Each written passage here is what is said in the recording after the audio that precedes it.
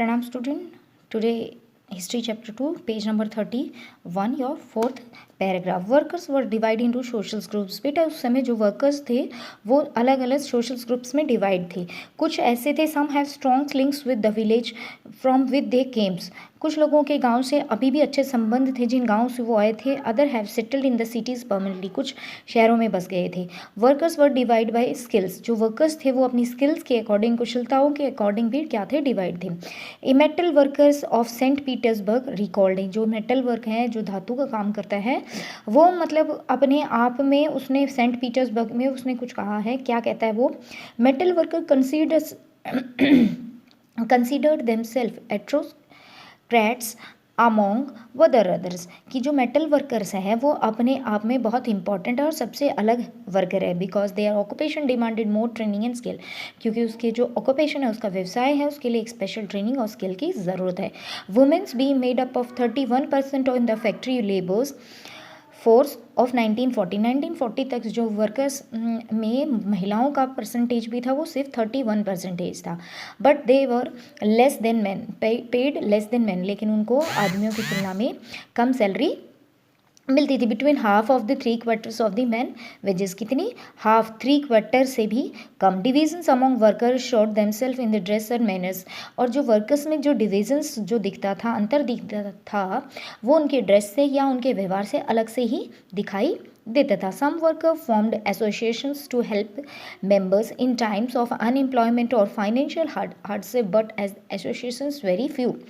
ठीक है, तो कुछ वर्कर्स ने एक संगठन बनाया समय समय पर, अपने बेरोज़गारी के समय एक संगठन बनाया ताकि बेरोज़गारी के समय वो क्या कर सकें, अपने दूसरे मेंबर्स की हेल्प ले सकें. और उन्होंने फाइनेंशियल वर्कशॉप भी, financially hardship but such associations वे, फाइनेंशियली सपोर्ट मिल सके, बट इस तरह की जो एसोसिएशन थे वो बहुत ही कम थे. डिस्पाइट डिवीज़न, इतने डिवीज़न यानी वर्कर्स के इस डिवीज़न के बावजूद भी did unite to strike work. लेकिन उनमें हमेशा एकजुटता रहती थी. स्टॉप वर्क व्हेन, वो स्ट्राइक भी करते थे, काम करना बंद कर देते थे. कब? The disgrace with the employees was dismissed to work conditions. Their strike took place frequently in textile industry during, important है, 1896 to 1897 and the metal industry during 1902. जब उनके किसी एम्प्लॉय को डिसमिस कर दिया जाता, निकाल दिया जाता था, या उनके वर्किंग कंडीशन वहाँ अच्छी नहीं होती, तो इसमें क्या है, टेक्सटाइल मिल इंडस्ट्रीज़ में इस ईयर में बहुत सारे मजदूरों ने एक साथ हड़ताल कर दी. और मेटल धातु इंडस्ट्री में भी 1902 में स्ट्राइक की थी एक बहुत बड़े लेवल पर. इन the country side peasants cultivated most of the land. और गाँव में जो किसान था वो क्या करता था, खेती, ज़्यादातर खेती का काम करता था. But nobility the crown on Orthodox church owned large properties. लेकिन जो राजशाही होते थे, ठीक है, अमीर लोग या ऑर्थोडॉक्स चर्च के पास ही सबसे ज़्यादा प्रॉपर्टी होती थी. लाइक वर्कर्स पेशेंट्स वर डिवाइड. लेकिन उसी तरह मजदूर और किसान भी अलग अलग बटे हुए थे. दे वर आल्सो डीपली रिलीजियस. और ये जो मजदूर थे, किसान थे, ये बहुत ही क्या थे, धर्म के में जुड़े हुए थे, धर्म से जुड़े हुए थे. But except in few cases they have no respect of nobility. लेकिन कुछ केसेस में कुछ ऐसे अपवाद भी थे, एक्सेप्शनल केसेस हो जाते हैं, जो इन नोबिलिटीज़ का, इन सामंतों का रिस्पेक्ट नहीं करते. Nobles were give power and position through their services to tsar. ठीक है, जो ये नोबल्स थे, ये सामंत थे, इनको जो शक्ति और जो इनकी समाज में जो पोजीशंस बनी थी वो सिर्फ इसलिए बनी हुई थी क्योंकि वो जार के लिए सेवाएं करते थे, नॉट थ्रू लोकल पॉपुलैरिटी. यानी कि स्थानीय लोगों की पॉपुलैरिटी के कारण उनकी पावर या पोजीशन नहीं थी. This was unlike France was during the French revolution. In Brittany peasants respected noble and fought for them. लेकिन जब फ्रांस की क्रांति हुई, ठीक है, इन ब्रिटनी में पीसेंट रिस्पेक्ट, तो ये अनलाइकली रिस्पेक्ट करते थे from of them. In Russia, लेकिन वहाँ पे देखो, फ्रेंच रेवोल्यूशन में ब्रिटनी में वहाँ की स्थिति और रशिया में बिल्कुल अंतर था. वहाँ के किसान जो है नोबल्स की रिस्पेक्ट करते थे, बट रशिया में नहीं था. In Russia peasants wanted the land of the nobles to give to them. Russia में किसान क्या चाहते थे, जितनी भी सामंतों के पास जो ज़मीन है वो किसको दे दी जाए, किसानों को दे दी जाए.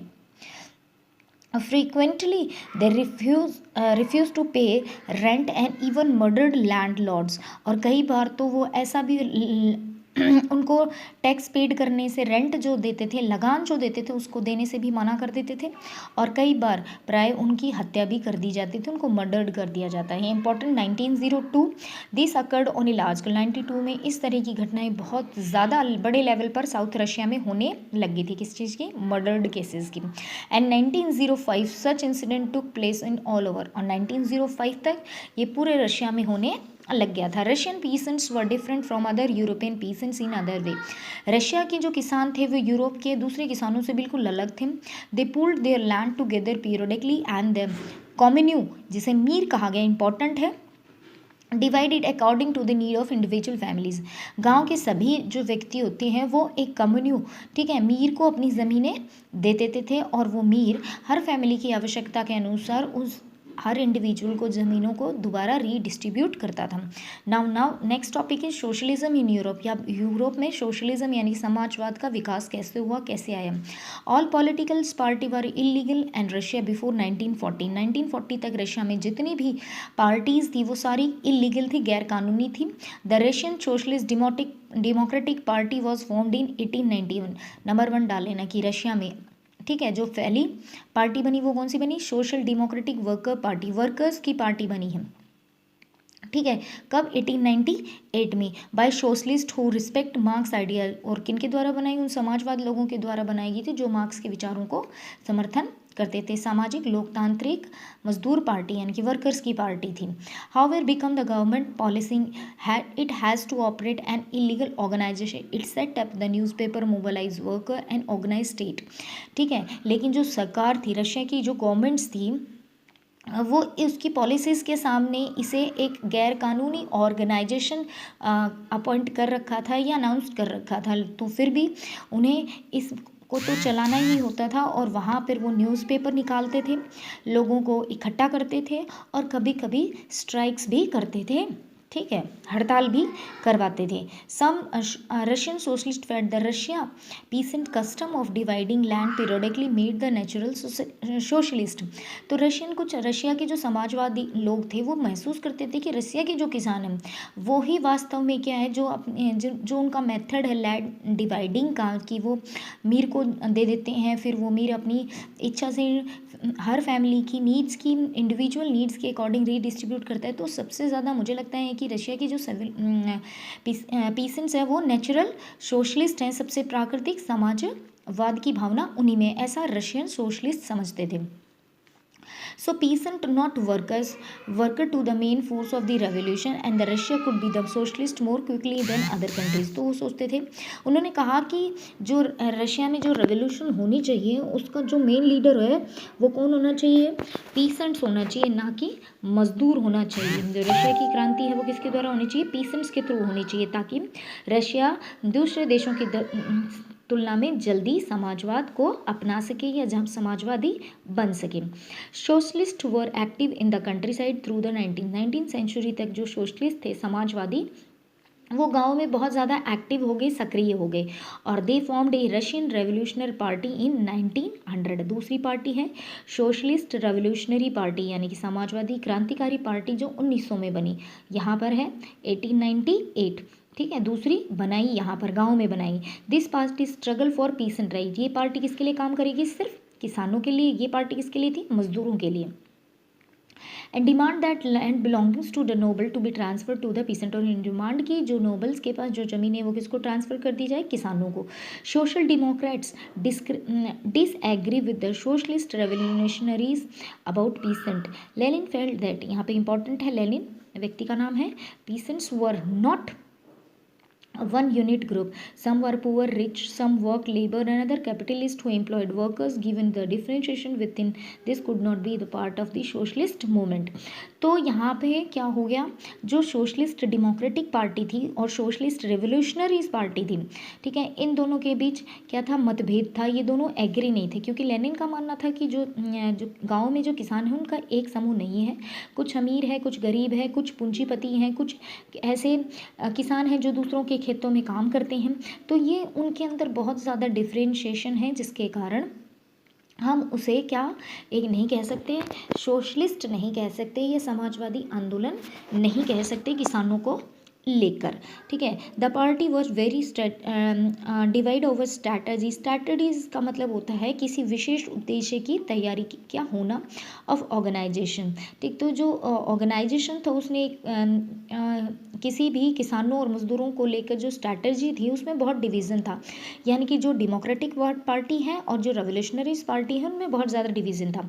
वहीं यही है व्लादिमीर लेनिन जो हम पढ़ चुके थे, हु लीड वो बॉल्शविक ग्रुप, वो किसको इंडिकेट करते थे, जो बॉल्शविक ग्रुप्स को चलाते हैं। बॉल्शविक कौन थे, इंपॉर्टेंट है, those that in the repressive society like jar Russians and party should be disciplined and should be control the number and quality member।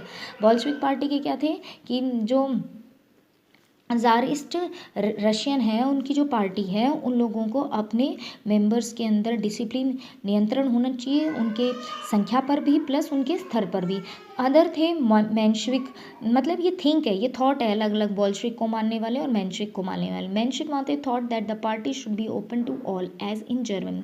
मेंशविक मानते थे कि जो भी पार्टी बनती है चाहे वो डेमोक्रेटिक बने चाहे वो रेवोल्यूशनरीज बने, उन सभी में क्या होते हैं, सभी को, हर किसी को अपने विचार प्रकट करने की स्वतंत्रता होनी चाहिए या बताने की स्वतंत्रता, जैसे जर्मनी में है।